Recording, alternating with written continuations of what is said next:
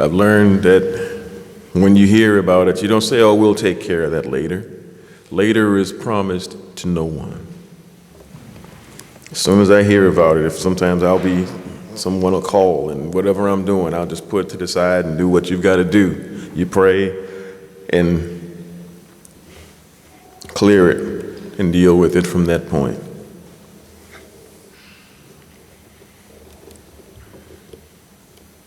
We've heard how we love the feast.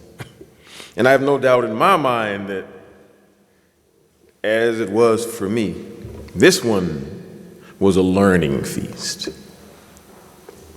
We learned of the truth of our calling. We learned a little bit about ourselves.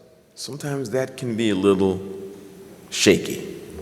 But if we handle it properly, we become better selves. We found that we have had an effect on people that we thought weren't even watching.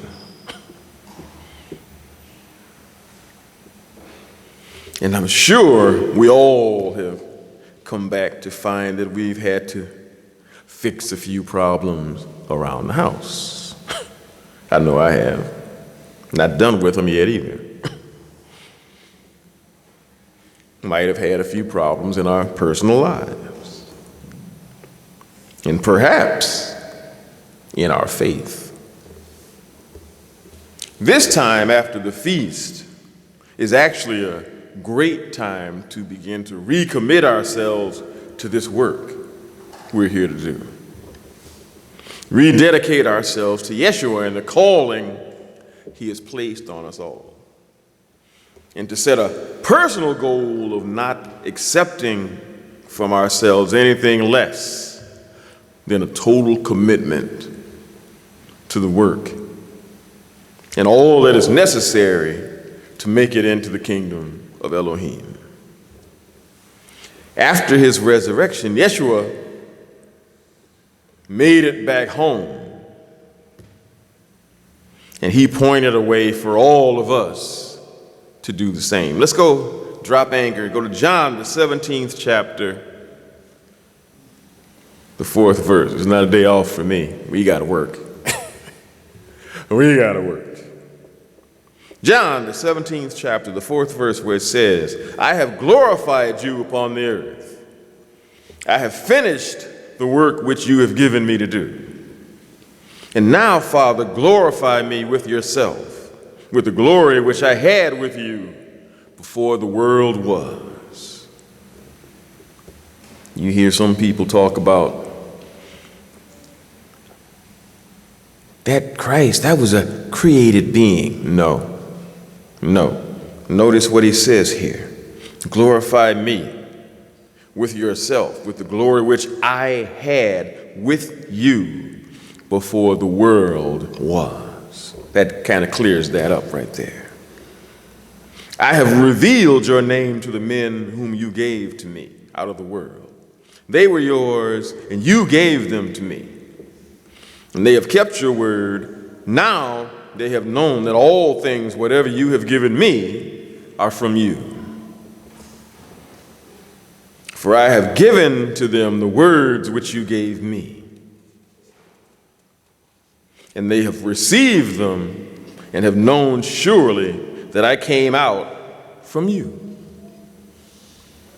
And they have believed that you sent me. I pray for them. I do not pray for the world, but for those whom you have given me, for they are yours. And all mine are yours, and yours are mine. And I am glorified in them.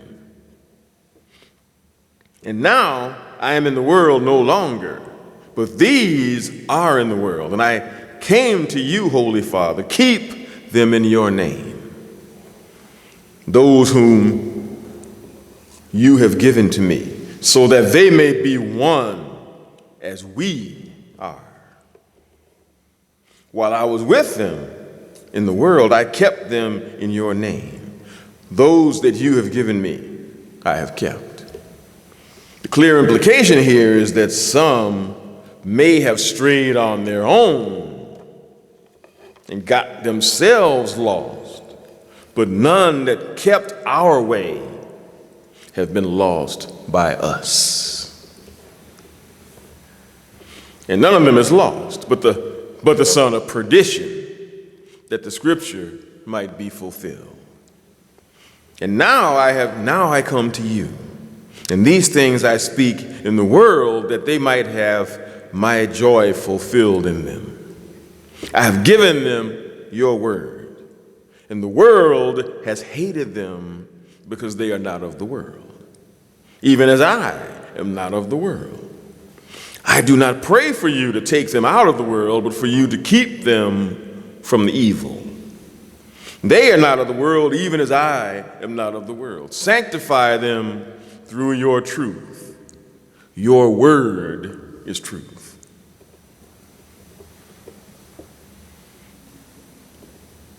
As you have sent me into the world, even so I have sent them into the world. And I sanctify myself for their sakes, so that they might be sanctified in truth. And I do not pray for these alone, but for those also who shall believe on me through their words. So you see, we do have a job to do here. 21, that they all may be one, as you, Father, are in me, and I in you, that they also may be one in us, so that the world may believe that you have sent me, and I have given them the glory which you have given me, that they may be one, even as we are one. I in them, and you in me, that they may be made perfect in one, and that the world may know that you have sent me and have loved them as you have loved me. Father, I desire that those whom you have given me, that they may be with me where I am, that they may behold my glory which you have given me. For you have loved me before the foundation of the world. More proof that they were already there when the world was, before the world was. 25. O righteous Father, indeed the world has not known you, but I have known you, and these have known that you have sent me. And I made known to them your name, and will make it known, so that the love with which you have loved me may be in them, and I in them. Now, I'm sure we are all aware that Yeshua gave his life for us, right? We know that he will be back with angels to officially rule and reign over this world that he has rightfully earned back from Satan the devil, right? Quiet out there. Then why are we living the way we're living? It only begs one question, and it's a question that was asked a little bit differently, if you remember. Does anybody remembers Ashford and Simpson? I think that song was, "Is it still good to you?" Something like that. The question today is it still real to you? Is it still real to you? Is it still important? Do you feel all right? Now, on the surface, this may seem to be a stupid question to ask, but especially those who have made the effort to get here in the rain after coming in out of town yesterday and dealing with 8 days and possibly maybe not jet lag, but certainly some kind of lag. I'm sure we all slept good last night. I certainly did.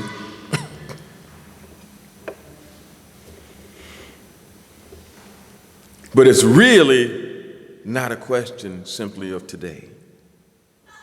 It's a question of a great many tomorrows that we will never see if we don't answer that question correctly before Messiah returns.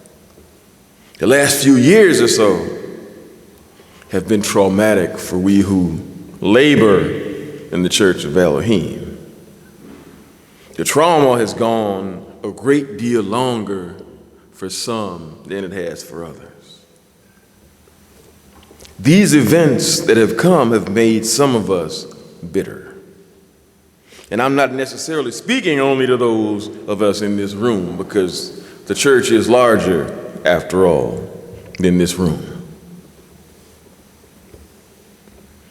These things have caused some of us to fall away.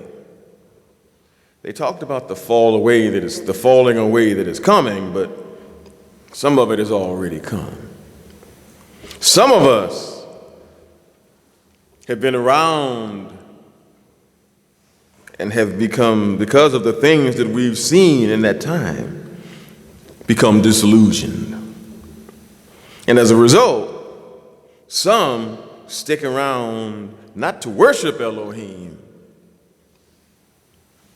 or do their will, but they stick around to disillusion others.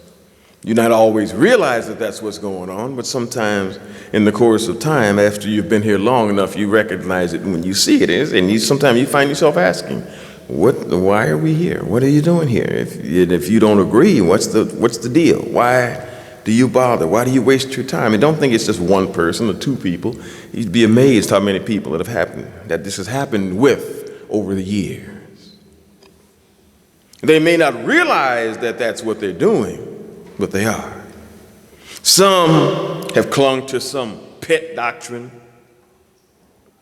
and they figure that if I can just say the name just right, that'll make up for what is lacking in my heart. But it won't. You can say, oh, if I get the name as perfect as I want, things will be all right. If I can say it just the right way and pronounce it perfectly, it'll be all right. But if you're not living your life by the book, you can get the name as perfect as you want, but you've only shown that you can get the name right. Yes, the English proper translation or transliteration is there to be known, but if someone is given it and you given that saying of it more importance than you do to living up to the ideals of the owner of that name, what good is it to properly pronounce or know that name? What good is it to you? Conversely, why insist that the mistranslation is proper because you don't want to deal with the rest of the baggage that's brought in by the sacred names groups? We have to trust each other to know the difference between what truly is a salvation level issue and what is only put there to separate and divide us. Or put there to get us completely off the track altogether, chasing shadows. I believe Satan will make his move, and everyone who knows the scriptures, when that move is made, will know exactly what he's up to if we're listening to the shepherds. But your key in all of this is to know the word of Elohim. Because even if someone comes saying whatever that name is, oh, my name is Jesus, and it's okay to go on Sunday. Or he may come and say, my name is Yeshua HaMashiach, speaking perfect Hebrew. Every dot crossed, every I, every T eyed. But eat all the pork you want. Eat all the shrimps you want. Have a couple of drinks, 5 or 6 if you feel like you had a hard day. If he says that, his people know they're in the wrong house. Right? It's not about that. Those things are there to have you chasing shadows. But if you know the word of Elohim, if you know the Bible itself, not the speculations of the disillusioned, not the misinformed information from false shepherds, and ultimately from a false Messiah. We must continue to do the right things, not follow along with those who continue to worship dead men and teach dead doctrines. Yes, there are false and lying shepherds out here. We don't like to make statements like that, or maybe someone doesn't want to hear them. But in some cases, we would like to think, we'd like to think that everyone who stands before us is telling the truth. But what does the word of Elohim say about that? 1 John, the 4th chapter, the first verse. 1 John, the 4th chapter, the first verse, where it says, "Beloved ones, do not believe every spirit, but test the spirits, whether they are of Elohim, because many false prophets have gone out into the world." Oh, you've heard that before. It's true. By this, you know the spirit of Elohim. Every spirit that confesses that Yeshua Messiah has come in the flesh is of Elohim. And every spirit that does not confess that Yeshua Messiah has come in the flesh is not of Elohim. And this is the spirit of the Antichrist or anti-Messiah, which you heard is coming, and now is already in the world. If it was in the world at the time of 1 John, where do you think it is now?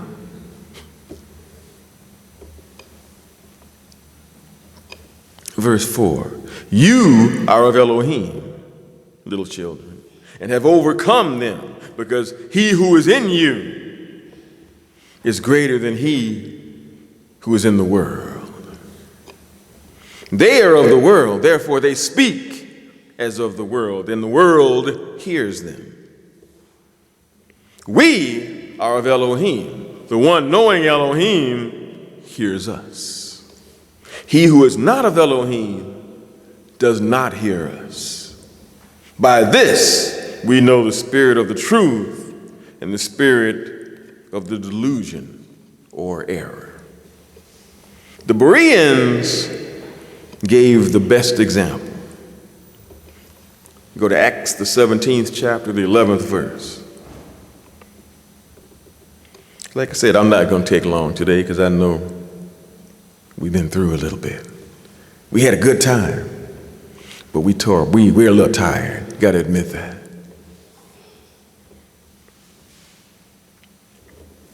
Acts, the 17th chapter, the 11th verse, where it says, "And these were more noble," speaking of the Bereans, "than those in Thessalonica. For they received the word with all readiness, daily examining the scriptures if these things were so. Then indeed many from among them believed based on what they heard, not what they thought. And not a few of the honorable Greeks, men and women." In other words, they heard it first, checked it up against what they'd heard before and what the book said, and decided, yeah, we can go along with that. We can hear that. We can understand that. That makes sense. We can live with that. Or, what? What was that? There's only one path that can take. It's what I call is the circuitous route to the floor. It goes in one ear, comes out the other one. hits the floor. Got to do that sometimes. Got to do that sometimes. We must do the same. But we must study in order to know when we're hearing things that are right or things that just don't make biblical sense. I'll give you a perfect example, an old one that nobody's talking about anymore because most people have forgotten all about it. I remember someone asked, I think it was, maybe I won't even give his name. If you heard it, you heard it. You didn't, you didn't. But this is what was asked. They asked, well, what is hell like? The minister said, oh, I have often wondered if hell is a terrible burning within our hearts. A burning within our hearts for God, to fellowship with God, a fire that we can never quench. Anybody remember hearing that a few years back? Good.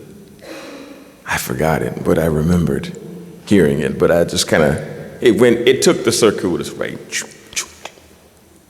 in and out.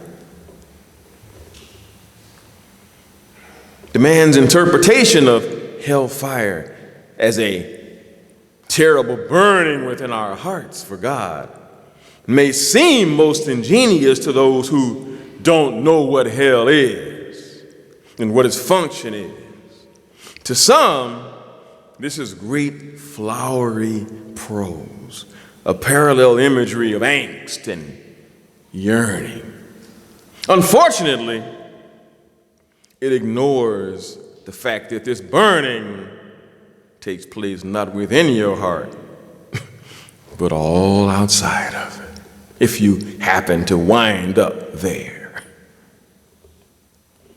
Because you see, it's not just your heart that goes, although it's interesting that that's where the fire is going to start for what's his name.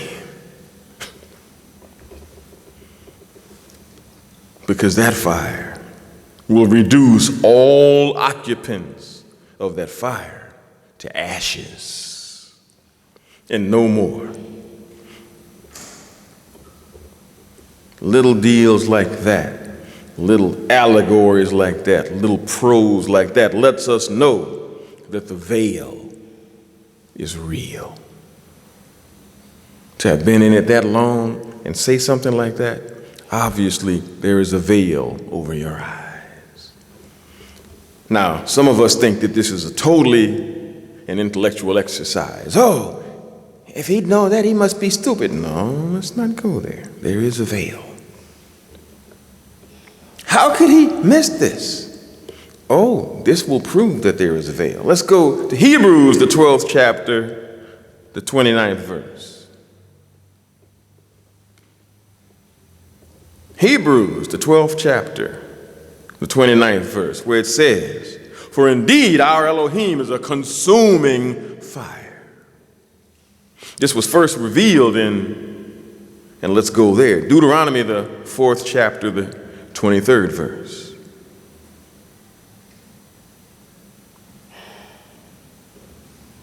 And it is there.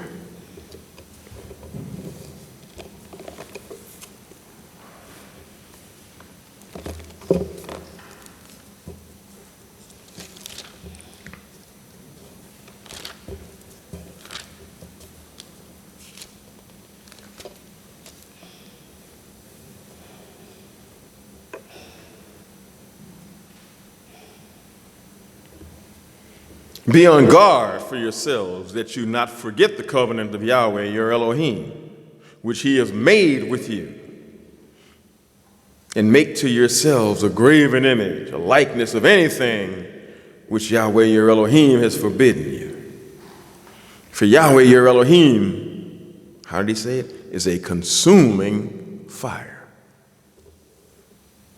He is a jealous Elohim. When your father and sons and sons' sons, and you have been long in the land and have dealt corruptly and have made a graven image or likeness of anything, and have done evil in the sight of Yahweh, your Elohim, to provoke him to anger, I call the heavens and earth to witness against you today that you shall soon utterly perish from off the land to which you go over the Jordan to possess it. You shall not prolong your days on it, but shall utterly be destroyed. This is not allegory. This isn't flowery prose. This isn't imagination. This is real. The fire is real. What the man said, I don't know what he was thinking, but it describes something that sounds more to me like the results of too much pizza and beer on Saturday night come Sunday morning, which is probably why there is so little fear of hell among many in the veiled world. They think that there will be survivors because they've heard what we've all heard, that you'll burn and burn and burn and burn and burn. And the most goofy thing I ever heard was a guy I won't name either. It said that it burns all the flesh off of you, and then it burns the bones to ashes, and then it comes right back on you and does it again, because they believe that everyone will live forever. No, that's not true. They don't understand that this law and the prophets and what we have been commanded to do must be obeyed. Or, believe me, there won't be any survivors. But they don't believe it because their God is too small. Because they say, oh, he won't kill anybody. Because their God is against capital punishment. He says, oh, he wouldn't kill anybody. They'll just send him away. They say death is just separation from God. Separation from God. Death is just separation from God. Oh, it's just a long time out. It's just a long time out. All right, kiddies, get into hell. It's just a long time out. You'll live forever. No. Once you hit ashes, you're done. That's it. Romans, the 6th chapter, the 23rd verse. The first time I heard that was about 8 years old. Romans, the 6th chapter, the 23rd verse. But it made sense. It scared the out of me then. For the wages of sin is death, but the gift of Elohim is eternal life in Yeshua Messiah, our master. The wages of sin is what? Death. Ultimate and final death. Not a separation from God. Not some spiritual timeout. Not a short term in the holding cells of purgatory. Purga what? Keep that attitude. There's no such thing. You see, this was a confusion with Tartarus, and only the fallen angels and those who rebelled against Elohim with Satan are held there. It is believed by some that these are the ones who Messiah preached to in 1 Peter, the 3rd chapter, the 19th verse, and not dead human souls, as those who are veiled may believe. Not as in preach a sermon, but to let them know that his plan was completed and that their judgment is assured. He didn't say anything about punishment.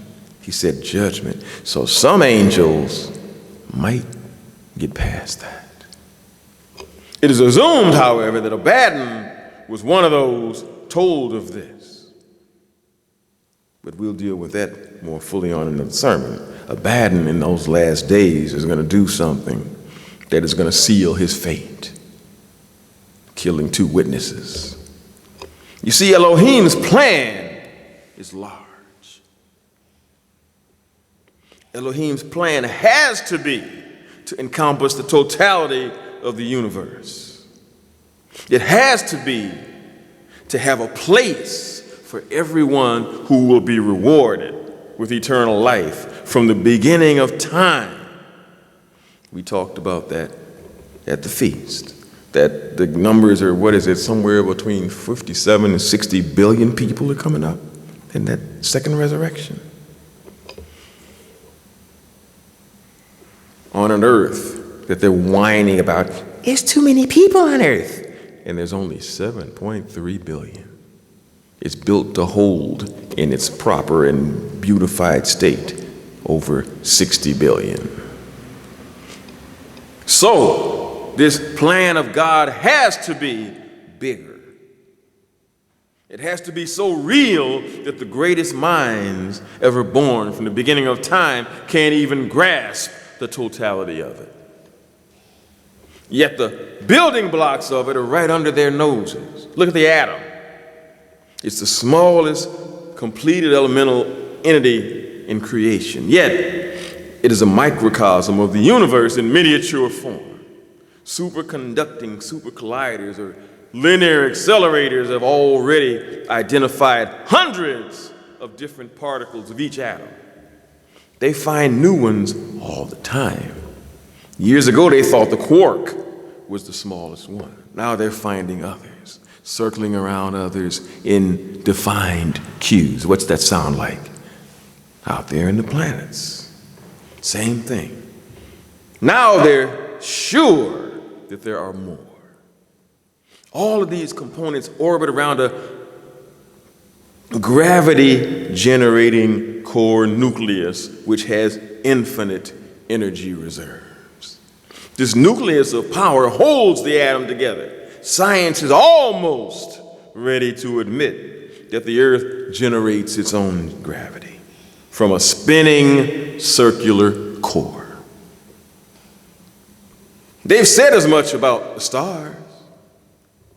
They've said as much in scientific journals about atoms, but they just can't bring themselves to say it about the Earth, because it would change so many theories they've put forth over the years. They would have to erase Darwin's theory of evolution and relegate it to the scrap heap of history. They would have to send it to, if you understand where that thing came from, they'll have to send it to sleep with the fishes. If you get my meaning. But here were all these protons, neutrons, and all these things spinning around a nucleus to form atoms. Planets and their moons rotate around the suns, held in their orbits by gravity. And beyond this, man is constantly discovering things in space that he never saw there before. Wow, 5 years ago, I didn't see that thing. Yet the telescope was pointed at the same point in space, and all of a sudden, wow, that wasn't there a minute ago.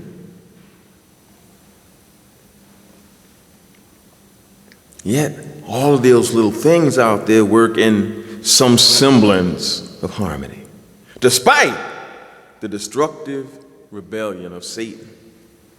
Men of science say that they have seen the reflecting light of exploding stars in their telescopes.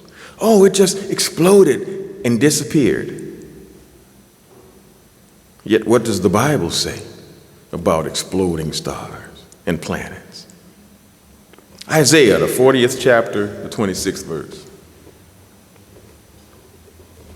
Isaiah, the 40th chapter, the 26th verse, where it says, "Lift your eyes up and look to the heavens. Who created all these? He who brings out the starry host one by one and calls them each by name.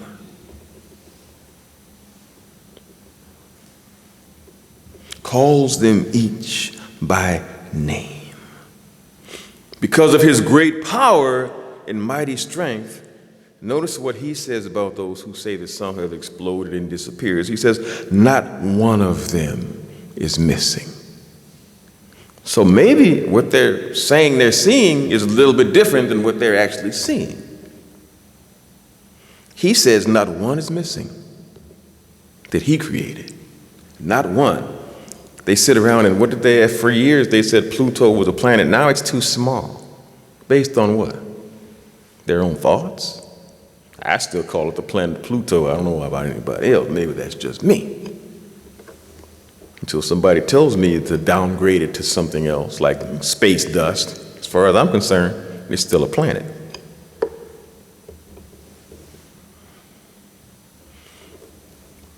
He said, not one is missing. So I'd say they're not seeing dying stars or planets, but maybe they're seeing glory of newly created galaxies that they'd never seen before, like 1984.7, I think it was, 1997. It was 1 year that the guy pointed his telescope at one spot in space and there was nothing there. He went to the bathroom and came back and there was a whole other galaxy there. And he went running back to his bosses and, what's that thing? They didn't know where it came from, because they didn't want to accept that there was a God. Well, we've got no reflected light of an explosion, so where did all this stuff come from? Fully developed. God was showing off. Wow, he's not there. We're gonna fry his mind. Whole universe right there. And they say God doesn't have a sense of humor. Oh, I think he does. I think he does.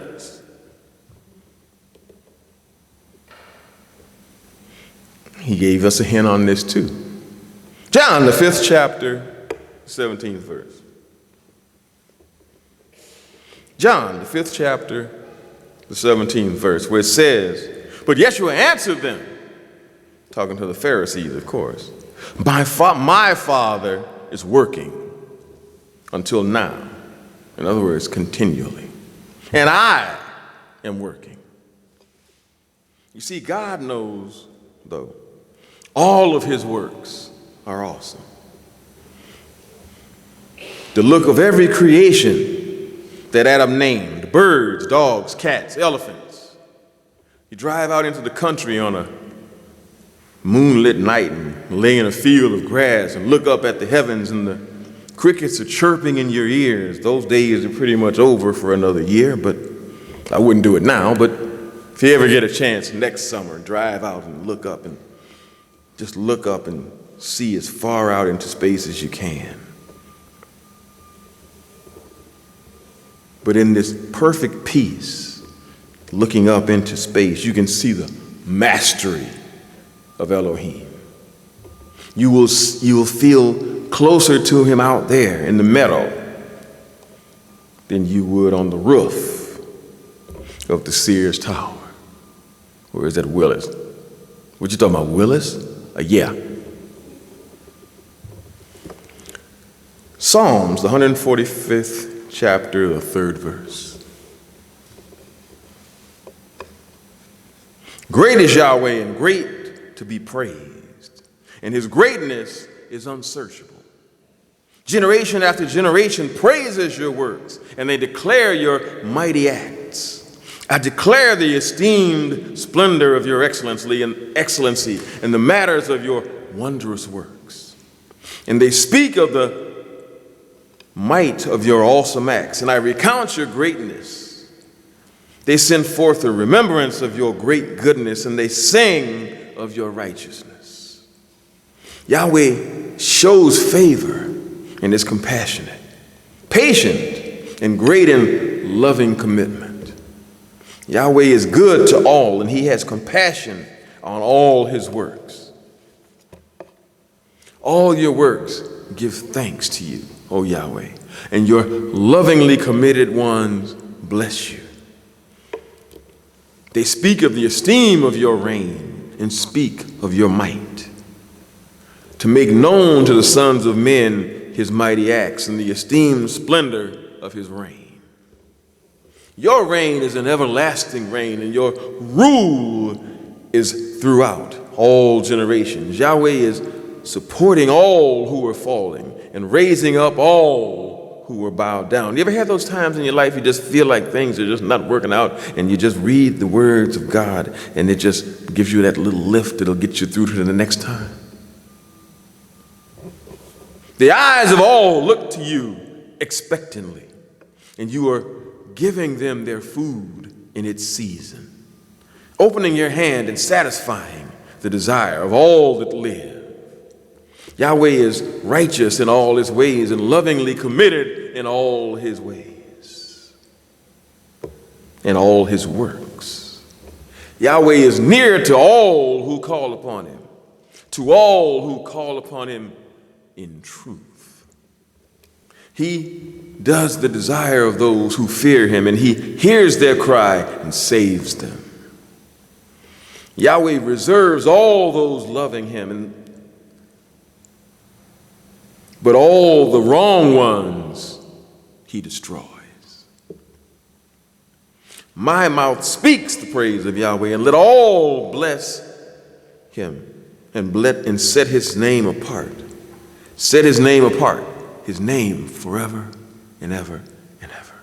Now, it's obvious that one creature is not praising his name forever and ever. Satan has been there trying to foil the plans of Elohim since his rebellion. And that's why you have to call it what it was. It wasn't a change of opinion. It was rebellion. And if you don't know, I'll let you in on the seeds of rebellion. They don't all have to go together at the same time. Sometimes it doesn't look like that. It just looks like a misinformed action. But when you do begin to put them all together, you can always be sure of the Father of it. Yeshua called him out in John, the 8th chapter, the 44th verse, but that's not where I want to turn. Let's go to Proverbs, the 6th chapter, the 16th verse.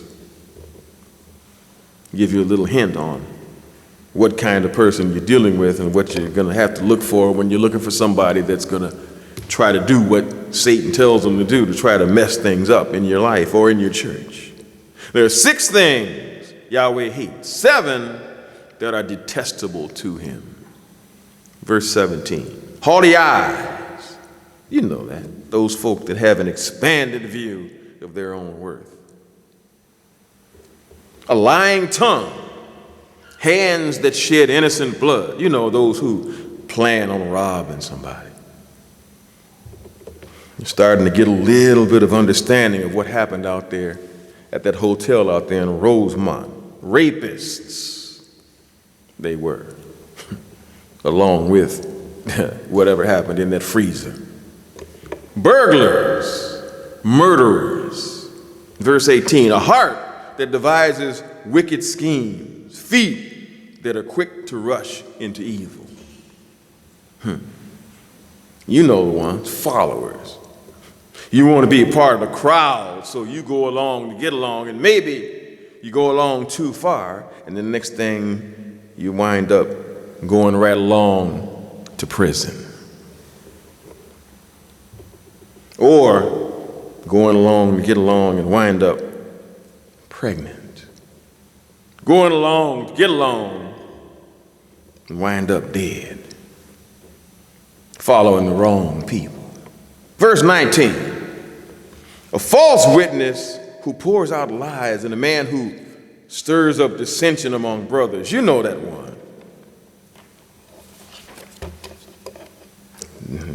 Like a lot of other crazy stuff, you've got a TV show about it, you know, Gossip Girl. Or even nowadays, that chatty guy who's always in your business and then runs back and tells others. Yeah, men gossip too. They don't say so, but they do. These are usually the signs of a rebellious person. Not always together, but one or two of these traits usually can be found in the troublemaker. But why do these things? Isn't the plan of Elohim big enough to hold your interest? With this plan and families and jobs, this should be more than enough to keep you occupied. Because the fate of those who obey will be incredible. 1 Corinthians, the 6th chapter, the 3rd verse.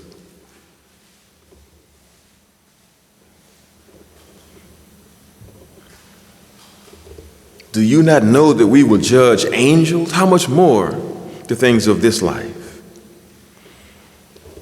And you must use righteous judgment in all things. What starts off seeming right can be turned into a bad thing very quickly by our misuse or overuse of the things that we do. I speak of certain doctrinal issues that we may have given far too much weight to, but I use an example.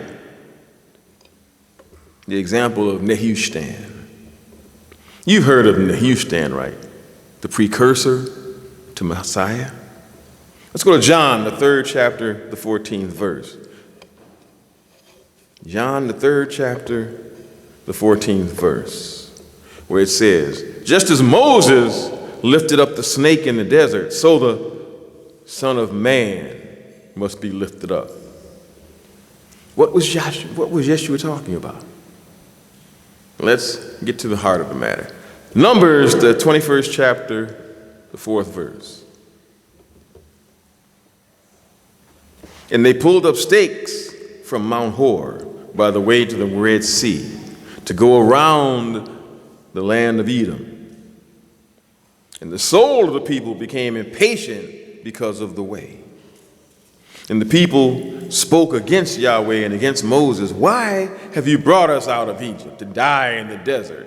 For there is no bread and there is no water, and our soul hates this light bread. And Yahweh sent fiery serpents among the people, and they bit the people, and many people of Israel died. And the people came against Moses and said, we have sinned, for we have spoken against Yahweh and against you. Pray to Yahweh that we shall turn the serpents away from us. And Moses prayed on behalf of the people, and Yahweh spoke to Moses, make yourselves a fiery serpent. Not a real one, but a wooden serpent. Make yourself a fiery serpent and set it on a pole. And it shall be that when anyone is bitten, when they see it, that serpent, he shall live. And Moses made a serpent of bronze and put it on a pole. And it happened, if a serpent had bitten any man, when he looked up to the bronze serpent, he lived. Moses made the standard as Yahweh instructed him and stood before the Israelites with the pole upraised. And anyone who looked at that standard or that pole and confessed their sins were healed of their bites. But as usual with the Israelites, some had to die before they recognized their sin. Now, why did Messiah use the example? Because just as the Israelites looked to the Nehushtan pole to acknowledge their sins against Yahweh in the wilderness, we look to Messiah Yeshua, his suffering and resurrection, to cleanse our sins. But there is a warning here as well.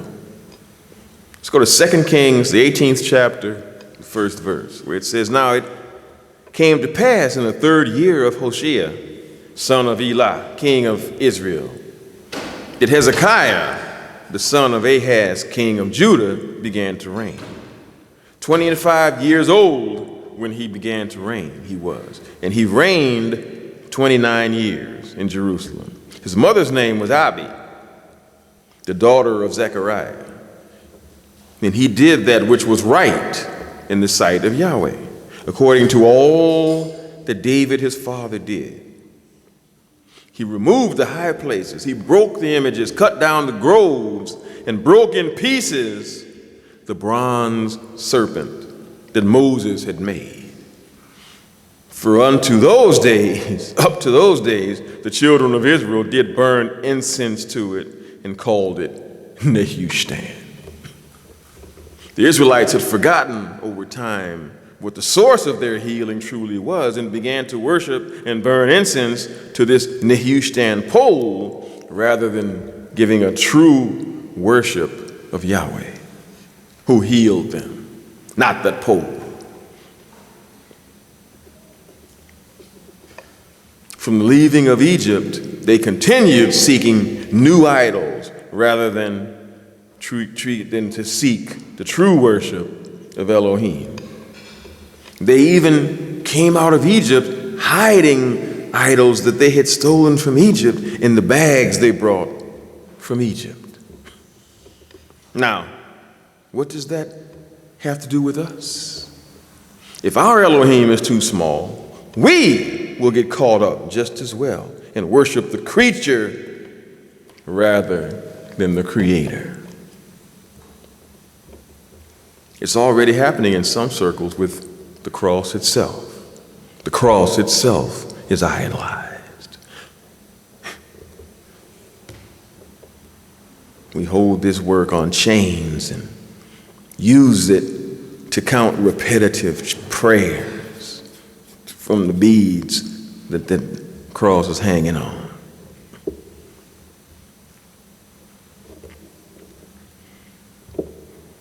Incense is burned to it, and eventually the serpent will return to use the trappings of this modern Nehushtan and force us all to worship him. There's a reason that the Bible says, "Come out of her, my people." We're to serve the true and living Elohim and not fixate on idols and icons or men and their ideas. We are to grow in our knowledge of the words of Elohim, to live according to the scriptures, doing our best to live at peace with one another. Preparing for the day that we know is coming, the day of Elohim. 2 Peter, the 3rd chapter, let's go to the 12th verse. 2 Peter, the 3rd chapter, the 12th verse, looking for and hastening the coming of the day of Messiah, through which the heavens, having been set afire, will be dissolved, and burning the elements will melt. And according to his promise, we live for new heavens and a new earth. We've heard this. A new earth in which righteousness dwells.